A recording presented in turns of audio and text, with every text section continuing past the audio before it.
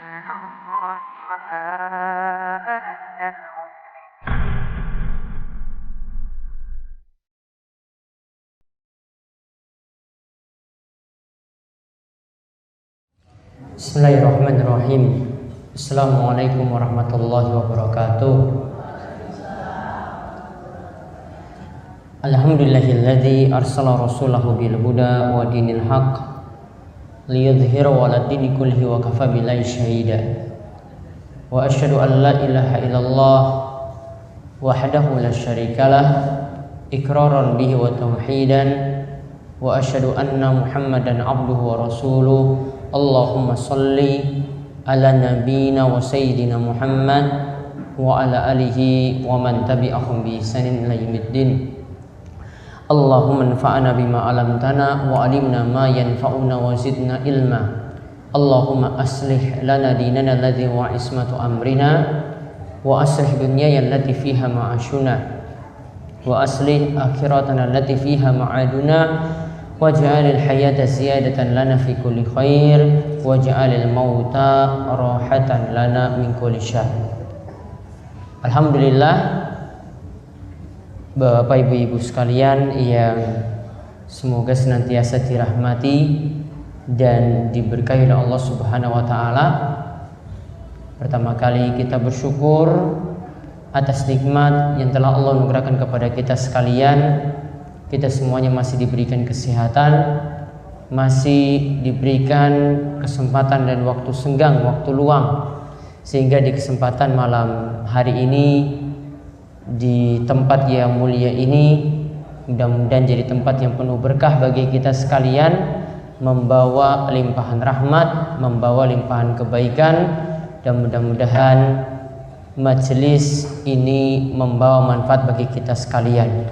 Salawat dan salam semoga tercurahkan kepada junjungan kita yang besar Nabi Agung Muhammad sallallahu alaihi wasallam, kepada para sahabat, para tabi'in, para tabi'ut tabi'in, serta para ulama yang telah memberikan contoh yang baik kepada kita sekalian.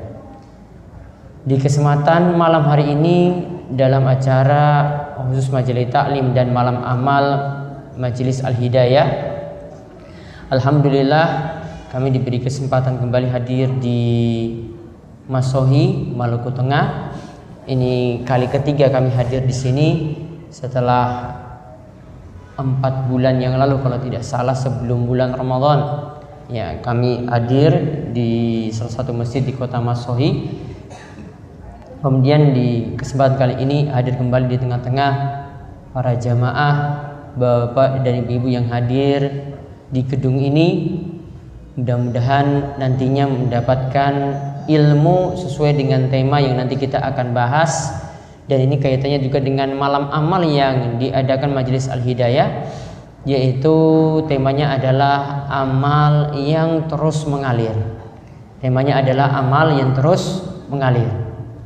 Kami tadi tidak memperkenalkan diri lagi karena sudah diperkenalkan. Maka kita lihat sekarang beberapa amal yang nanti kami akan sebutkan dalam waktu yang singkat. Ya, ini mudah-mudahan jadi amal yang kita butuhkan, karena manusia sangat butuh sekali dengan amalan. Karena nanti ketika dia hidup dia butuh dengan amal tersebut, ketika dia dibawa ke alam kubur juga butuh dengan amal tersebut, ketika menghadapi yaumul hisab, hari perhitungan, juga dia butuh untuk memiliki amalan semacam tadi. Adapun nanti penyampaian materi kami usahakan singkat, dan nanti silahkan di antara bapak dan ibu-ibu ya, barangkali ada yang ingin bertanya kaitannya dengan materi atau di luar materi, nanti kami akan mempersilahkan. Ada sebuah hadis diriwayatkan oleh Imam Bukhari dan Muslim dari sahabat Anas bin Malik radhiyallahu anhu. Dari sahabat Anas bin Malik radhiyallahu anhu, Nabi sallallahu alaihi wasallam bersabda, "Yatba'ul mayyitu salasatun." Orang yang mati itu akan ditemani sampai dikubur oleh 3 orang atau oleh 3 hal. Akan ditemani oleh 3 hal. Fayarju isnani wa yabqa ma'ahu wahidun. Kata Nabi SAW, dua itu nanti akan kembali, dua nantinya itu akan kembali, wa yabqa ma'ahu wahidun. Cuma satu saja yang nanti akan menemaninya ketika berada di dalam kubur. Nabi SAW menyebutkan yatba'uhu ahluhu wa maluhu wa amaluhu, yang nanti akan menemaninya sampai kuburan. Perhatikan ini baik-baik, tiga hal ini. Yang pertama, keluarganya, istri, anaknya akan menemaninya sampai ke alam kubur. Namun menurut para ulama, ini kebanyakan ulama itu menyatakan bahwasanya kalau khusus untuk ibu-ibu, khusus untuk para wanita, dimakruhkan untuk mengiringi jenazah sampai ke kubur. Ada beberapa riwayat yang menyebutkan hal ini.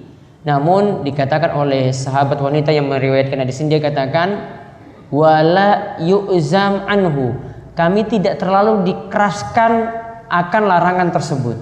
Jadi kalau mau menemani tidak masalah.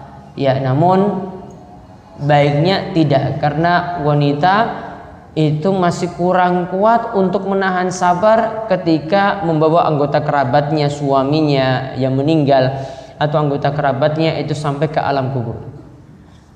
Taib, yang pertama yang menemaninya adalah ahluhu, keluarganya. Kemudian yang kedua, maluhu, hartanya. Barangkali dengan mobil nanti dibawa sampai ke pemakaman.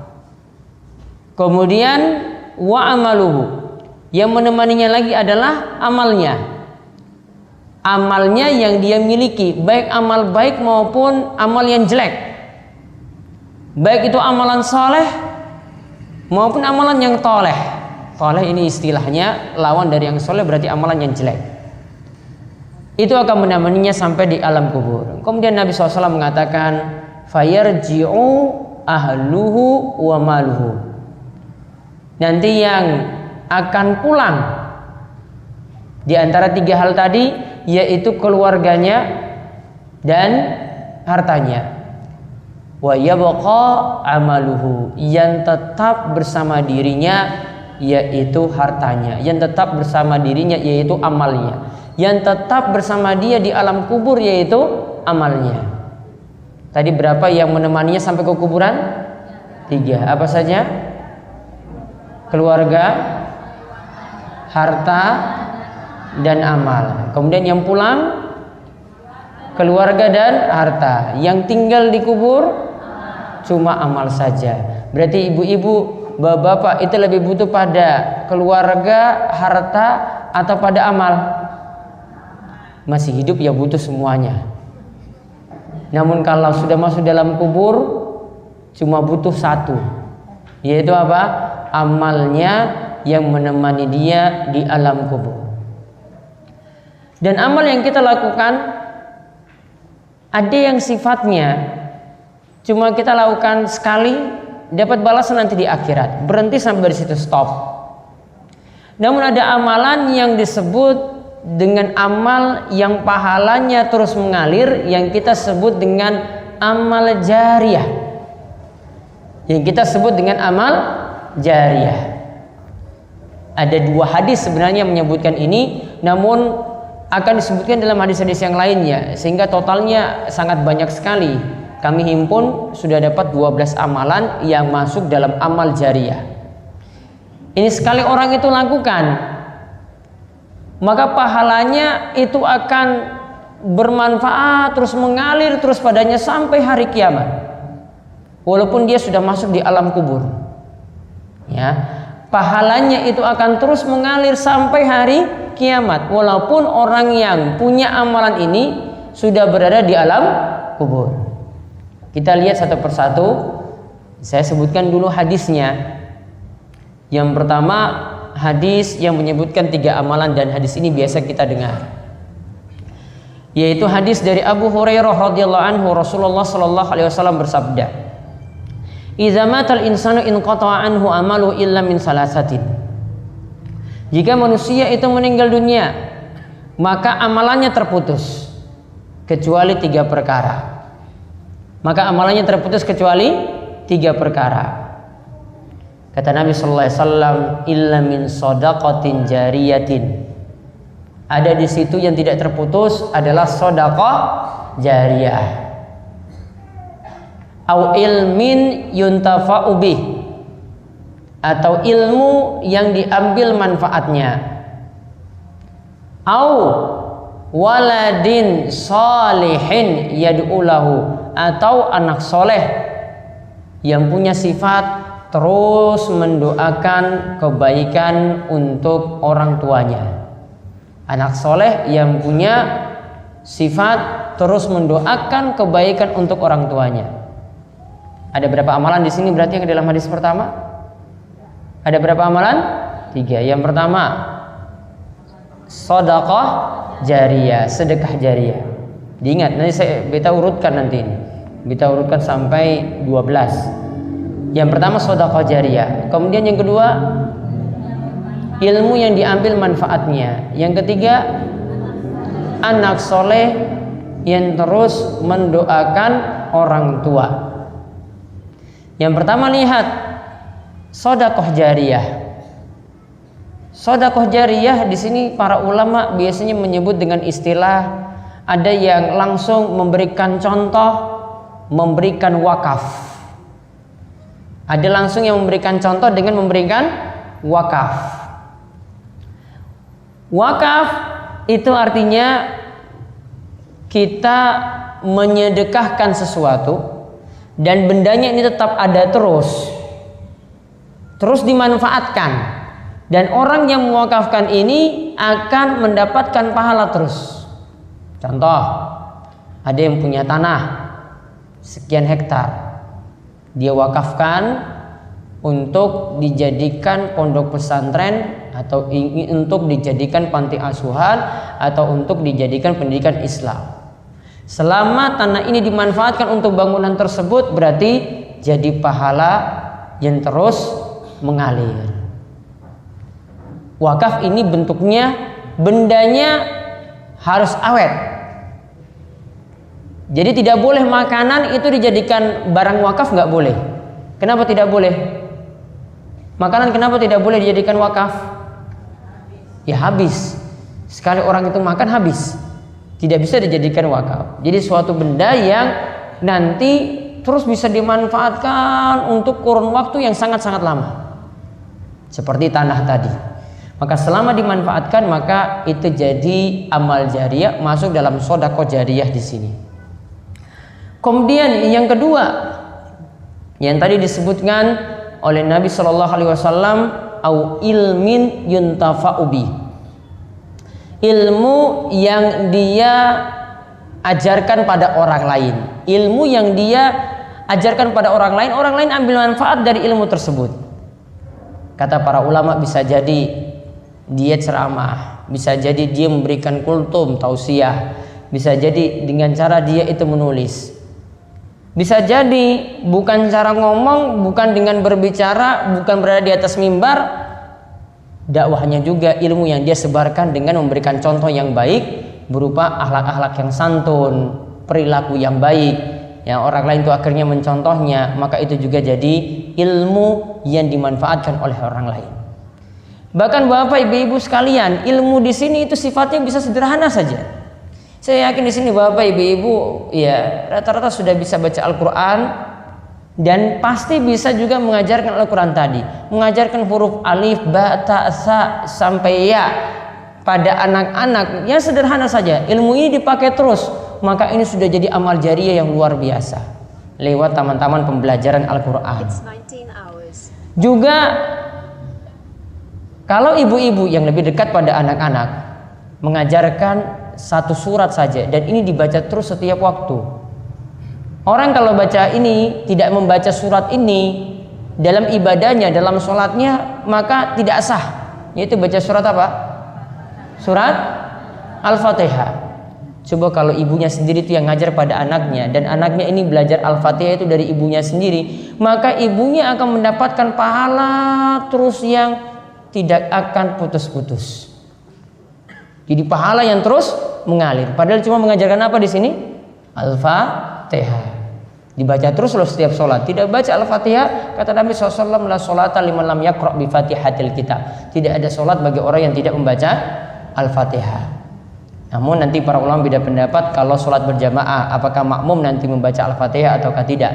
Sebagian ulama mengatakan cukup bacaan imam itu menjadi bacaan untuk makmumnya. Kemudian yang ketiga, awaladin soleh yad'ulahu, atau anak soleh yang terus mendoakan orang tuanya. Di sini dalam istilah bahasa Arab, waladin soleh di sini punya sifat. Anak soleh ini punya sifat terus mendoakan orang tuanya dalam kebaikan, terus mendoakan bapak dan ibunya dalam kebaikan. Dia doakan bapak ibunya, ya Allah ampunilah orang tuaku, ya Allah rahmatilah orang tuaku, ya Allah panjangkanlah umurnya, dan seterusnya. Anak-anak seperti ini yang mendoakan orang tuanya dengan baik. Padahal asalnya seluruh kaum muslimin mendoakan orang lain itu doanya manfaat.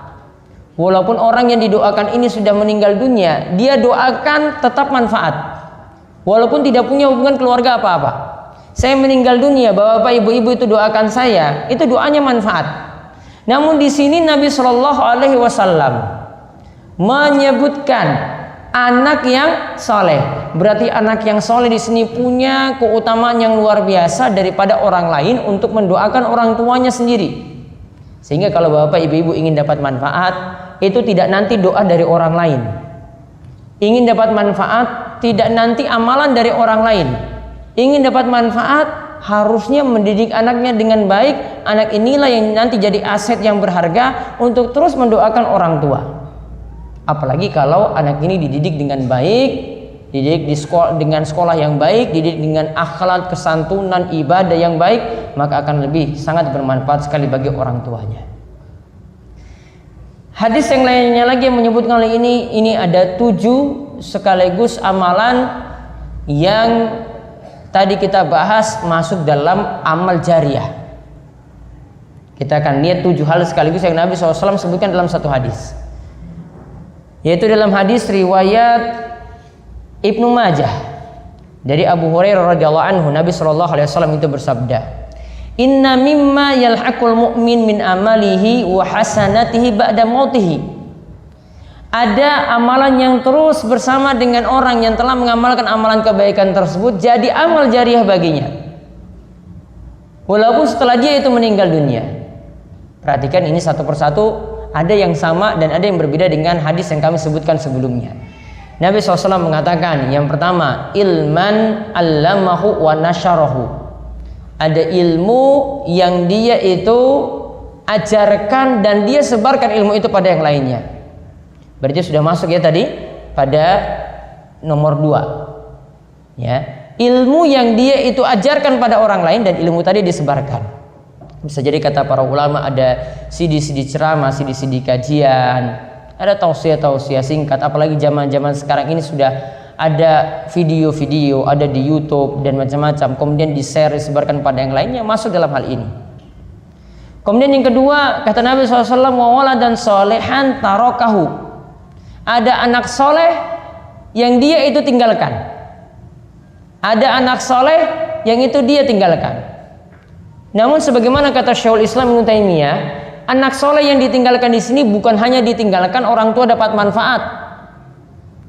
Berarti anak itu ada 2 macam. Yang pertama, anak yang orang tua itu didik dengan baik, ajarkan sholat, ajarkan ibadah, ajarkan kesantunan dan seterusnya. Ada anak yang cuma tumbuh dengan sendirinya, akhirnya ngaji pada orang lain, belajar pada orang lain yang membuat anak ini jadi baik. Mana di antara 2 anak ini yang manfaat untuk orang tuanya kira-kira? Yang pertama apa yang kedua? Yang orang tuanya ngajar sendiri ataukah nitip ke orang lain untuk ngajarkan? Yang orang tua mengajarkan sendiri. Maka para ulama itu katakan wala dan salihan tarokahu, anak soleh yang dia tinggalkan. Kalau orang tua ingin dapat amalan terus, maka didiklah anak itu dengan baik dengan didikan orang tua itu sendiri. Apalagi kalau ibu-ibu yang berada di rumah, maka dia bisa mendidik anaknya dengan baik, bisa mendapat bagian dari amal jariah ini. Dan ini juga jadi dalil bahwasanya pendidikan pada anak itu sangat-sangat penting. Pendidikan pada anak itu sangat-sangat penting. Kemudian yang ketiga, wa mushafan warasahu. Ada mushaf yang dia wariskan pada yang lain. Paham ya, mushaf Al-Quran, paham ya? Baik yang terjemahan ataupun yang murni bahasa Arab, dia beli, kemudian dia wariskan pada yang lain. Dia sumbang ke panti asuhan, dia sumbang ke pesantren, dia sumbang ke masjid-masjid. Kemudian ini dibaca terus, maka mushaf yang diwariskan ini jadi amal jariyah. Maka ini tambahan tadi dari yang 3, ini yang keempat, mushaf yang diwariskan. Kemudian yang kelima, au masjidan banahu. Ada masjid yang dia itu bangun. Di sini bisa jadi dia menyumbang seluruh dana untuk bangun satu masjid utuh, cuma dia saja yang nyumbang. Atau bisa jadi patungan sama-sama dengan yang lain. Ini nanti yang beli semen, ini yang beli batu bata, ini yang beli bagian tiang, ini yang nanti beli bagian atap, nanti ada yang bagian pondasi. Sudah dibagi-bagi bagian-bagian tertentu. Semuanya dapat pahala, akan didirikan baginya rumah di surga. Sebagaimana kata Nabi SAW, man bana masjidan lillah banallahu fil jannati mislahu. Siapa yang membangun masjid karena Allah, maka di surga nantinya Allah akan membangun bangunan yang istimewa semisal itu pula. Berarti kita lihat, orang yang bangun masjid di sini tidak dikatakan harus bangun utuh. Siapa yang bangun masjid sebagiannya ataupun seluruhnya dia bangun, maka akan dibangunkan juga rumah-rumah yang sangat istimewa di surga. Maka kalau ada yang meminta sumbangan masjid untuk bangun masjid, dan ini adalah masjid yang dimanfaatkan untuk umum, sholat 5 waktu terus ada di situ, bantu, maka kita akan mendapatkan pahala bagian dari amal jariah tersebut. Juga yang berikutnya lagi kata Nabi SAW, sudah keberapa? Yang kelima. Yang keenam, baitan li ibnis sabil banahu. Ada rumah untuk ibnu sabil. Ibnu sabil itu musafir yang terputus perjalanan. Kita kalau musafir itu melakukan perjalanan jauh, kata para ulama, itu minimal jarak yang ditempuh itu 85 km. Dari Masoi sampai ke Bula berapa kilo? Masoi sampai Bula berapa kilometer? Ada 375 km. Nah, berarti sudah dianggap safar. Misalnya ada yang mau bangun tempat orang singgah-singgah di situ, untuk nanti datang kemudian istirahat, ya cuma-cuma ayo istirahat di sini. Istirahat sementara saja. Ini yang disebut dengan Nabi SAW mengatakan baitan li ibnu sabil banahu. Rumah bagi ibnu sabil yang dia itu bangun. Karena ibnu sabil tadi itu butuh untuk tempat untuk istirahat sementara waktu. Namun ternyata para ulama bukan hanya bahas rumah untuk ibnu sabil, rumah untuk musafir. Namun mereka katakan setiap rumah atau tempat yang dibangun untuk kemaslahatan kaum muslimin, apalagi untuk mendidik agama seorang, seperti membangun madrasah, membangun pesantren, juga di sini membangun panti asuhan misalnya, dia bantu, maka akan mendapatkan bagian dari amal jariyah juga di sini. Jadi bukan hanya membangun untuk musafir, untuk ibnu sabil tadi, namun untuk panti asuhan, untuk pesantren, untuk pondok, madrasah dia bangun, maka akan mendapatkan amal jariyah seperti ini juga. Karena ini dibangun untuk maslahat kaum muslimin, yaitu dididik agama di situ, anak-anak yang kurang mampu itu dibantu, mungkin juga ada tempat untuk para janda yang susah-susah, yang tidak ada yang mengurusnya juga dibantu, maka itu akan jadi amal jariyah yang sangat-sangat luar biasa. Sudah yang keberapa? Keenam. Kemudian yang ketujuh, au nahran ajrahu. Ada sungai yang dia itu alirkan. Di Masoi di sini ada kali? Ada ya? Misalnya sungai ini dibuat tempat di bendung sungai tersebut, kemudian nantinya ditarik pipa ke rumah-rumah. Dia yang pertama kali membuat bendungan untuk sungai tadi, sehingga orang-orang bisa mendapatkan air dengan mudah. maka ini jadi amal jariah yang sangat-sangat luar biasa. Dan secara umum yang dimaksud dengan mengalirkan sungai, ada juga dalam hadis yang lain membuat sumur, ini semua bagian dari memberi minum pada orang lain. Ini semua adalah bagian dari memberi minum pada orang lain. Dan ingat, ada beberapa hadis yang menyebutkan keutamaan memberi minum pada orang lain. Di antaranya ada wanita pelacur. Nabi SAW ceritakan gara-gara dia memberi minum pada seekor anjing saja, itu sudah jadi amal jariah baginya. Karena ketika itu dikatakan bahwasanya wanita ini diampuni dosa-dosanya, padahal dia seorang wanita pelacur, cuma gara-gara memberi minum pada seekor anjing. Ada seorang laki-laki juga yang suatu saat dia pernah lewati sumur, dia haus, kemudian dia turun di bawah sumur tersebut, kemudian dia dia minum pertama kali, lalu ada anjing yang lewat. Anjing itu kalau haus biasanya apa yang dikeluarkan? Lidahnya kan? Lidahnya itu keluar. Anjing itu keluarkan lidah, kemudian orang ini lihat, wah ini kelihatannya ini anjing ini haus sekali.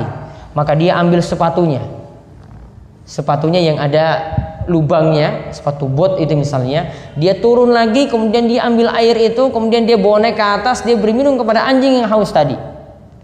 Maka Nabi SAW katakan, gara-gara dia memberikan minum pada anjing ini, maka dia telah mendapatkan pengampunan dosa.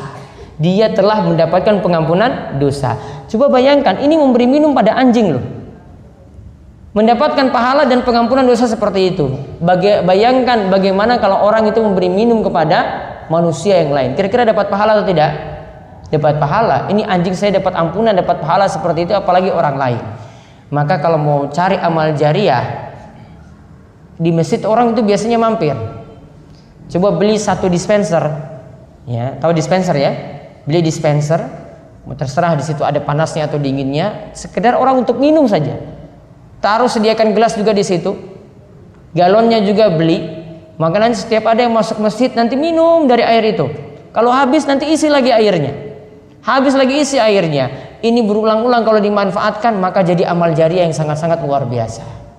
Ini beta kasih tahu kuncinya seperti itu. Ringan sekali ini loh. Dispenser harga cuma berapa? Ya, beli dia punya galon, setelah itu gelas, sudah itu jadi amal jariah di masjid. Minta izin pada pengurus masjid, ini beta kasih masuk dispenser sini biar orang-orang itu minum. Ini jadi amal jariah yang luar biasa. Kemudian yang dikatakan oleh Nabi SAW lagi, sodaqatan akhrajaha min malihi fi sihhatihi wa hayatihi. Ada sodakoh yang dia keluarkan dari hartanya ketika dia hidup dan ketika dia itu dalam keadaan sehat. Ini tadi juga sudah disebutkan dalam hadis sebelumnya. Yalhaquhu min ba'di mautihi, maka itu semuanya akan menemani dia walaupun dia telah meninggal dunia. Sudah berapa itu? Sudah 7. Ada yang lainnya lagi beta sebutkan singkat yang jadi amal jariah juga. Ini kalau ada yang biasanya mengurus orang mati, dia gali kubur, kemudian sampai prosesi jenazah itu dimasukkan dalam kubur, dia juga urus. Dimasukkan biasa disebut apa yang orang-orang yang ngurus ini? Kan ada pembesarnya. Kalau di Jawa itu biasa sebut ini Pak Kaum, Pak Rois. Ya. Namun ada orang-orang yang biasanya ngurus ini satu orang yang diberi tanggung jawab. Dimasukkan disebut apa di sini? Ada satu orang yang tanggung jawab ngurus orang mati. Dia yang mandikan, nanti dia yang kafani, sampai dia nanti yang ngurus kubur, sampai dia masukkan dalam kubur, sampai nanti dia doakan terakhir. Siapa yang biasa ngurus di sini? Orangnya disebut apa? Ada penyebutan khusus tidak? Atau ngurus sama-sama? Ngurus sama-sama. Kalau di Jawa itu ada diserahkan pada satu orang, namanya Pak Kaum, Pak Rois. Nah ini kalau mengurus seperti itu kata Nabi SAW, siapa yang mandikan jenazah lalu ia menyembunyikan cacat jenazah tersebut, niscaya dosanya diampuni sebanyak 40 kali. Lalu barang siapa yang mengafani jenazah, niscaya Allah akan memakaikan pakaian berupa sutra yang halus di surga. Siapa yang menggali kuburan untuk jenazah dan dia memasukkannya ke dalam kubur, maka dia akan diberi pahala seperti pahala orang yang membuatkan rumah, dan ini akan ditempatkan pahala tersebut, akan diberikan pahala tersebut sampai hari kiamat. Karena kubur yang dia gali dipakai oleh orang yang mati ini sampai hari kiamat juga, maka pahala baginya juga sampai hari kiamat. Itu yang ke-8. Berarti sekarang yang terakhir, yang ke-9, ini karena memberi contoh kebaikan pada orang lain. Jadi pelopor kebaikan. Menjadi pelopor kebaikan. Ibu-ibu di sini misalnya untuk melakukan puasa sunnah itu sedikit sekali. Kita rata-rata kaum muslimin itu tahu amalan, namun untuk mengamalkannya itu jarang untuk mengamalkan. Maka ada yang mempelopori, sudah saya usulkan bagaimana kalau setiap Senin Kamis, ya, ibu-ibu pengajian Al-Hidayah di sini misalnya, ayo kita bareng-bareng, kita sama-sama lakukan puasa Senin Kamis. Kita buka puasa juga sama-sama. Yang jadi pelopor untuk kegiatan ini, dan ini dipakai terus. Dia yang jadi pelopor pertama kali, orang yang menggerakkan pertama kali, maka dia akan mendapatkan pahala yang terus mengalir. Kata Nabi SAW, man sanna fil islami sunnatan hasanatan fa'umila biha ba'dahu kana lahu ajruhu wa mislu ujurihim min ghairi ayanqusam min ujurihim syai'ah. Kata Nabi SAW, siapa yang jadi pelopor kebaikan, yang menggerakkan pertama kali kebaikan, lantas diamalkan oleh orang-orang setelah itu, yang lainnya pun akan ikut-ikut puasa Senin Kemis misalnya, maka dia akan mendapatkan pahala. Orang lain juga, dia juga dapat pahala bagian dari mereka, namun pahala orang lain tidak berkurang, dan dia akan dapat terus selama amalan yang dia contohkan tadi itu diamalkan oleh orang lain. Berarti jadi amal jariyah. Ya, ini menjadi pelopor kebaikan pada orang lain. Jadi ada kurang lebih ada 9 ya amalan yang kita bahas untuk malam hari ini. Yang pertama, siapa yang catat? Apa amalan jadi amal jariyah? Sedekah jariyah atau wakaf. Yang kedua, ilmu yang bermanfaat. Yang ketiga, doa dari anak soleh. Yang keempat,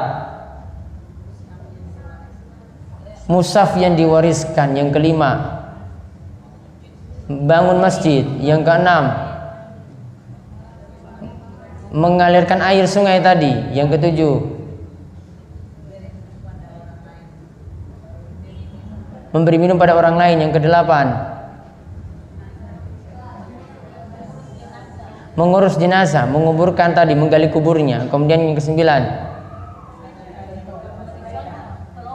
menjadi pelopor kebaikan. Mudah-mudahan dari yang sedikit itu bisa diamalkan 2,5%-nya sajalah. 2,5% itu seperti zakat. Para ulama itu mengatakan kalau sudah punya ilmu, maka amalkan itu minimal 2,5%-nya. Tidak disuruh sampai 50%, cuma 2,5%. 2,5% itu 1/40-nya loh. 1/40. Ini cuma disebutkan 9. Satu saja bisa diamalkan, masya Allah, itu sudah jadi amal jariyah yang sangat-sangat luar biasa. Mudah-mudahan Allah mudahkan kita untuk melaksanakan amal-amal tersebut, dan kita juga menjadi orang-orang yang jadi pelopor kebaikan dan mudah untuk mengajarkan kebaikan juga pada yang lainnya. Itu saja. Wabillahi taufiq wal hidayah. Assalamualaikum warahmatullahi wabarakatuh. Nah, itulah video-video Darus Sholihin TV. Dukung Darus Sholihin dan jangan lupa subscribe videonya biar mendapatkan ingatan terus setiap hari.